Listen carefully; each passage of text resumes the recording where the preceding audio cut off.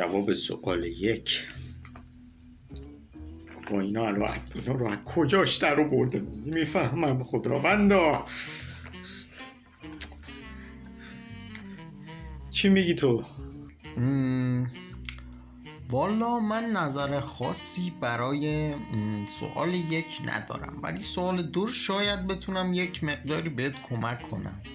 راستی چرا ما گیتار داریم ولی لز شفاف نداریم؟ آقا یک لحظه فقط، تو رو قرآن یک لحظه حواستو بده.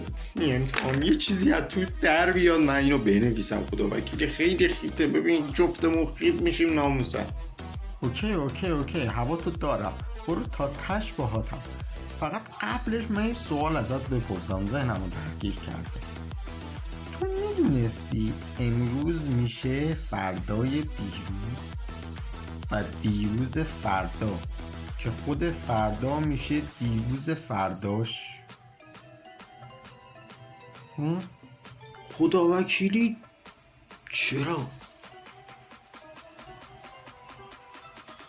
تا حالا بهش فکر نکرده بودم.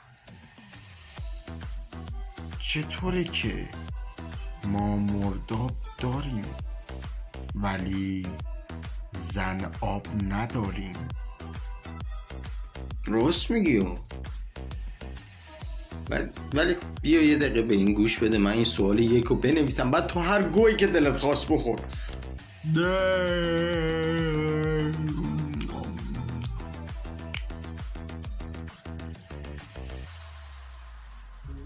چه خبره؟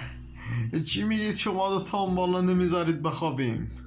نظرت وقتی که ماهیا زیر آبن آبو میبینن یا نه؟ آجی با یکی حرفت خیلی حال کردم خدا وکیلی. یه ذره دید بزنیم ببینیم چه خبره.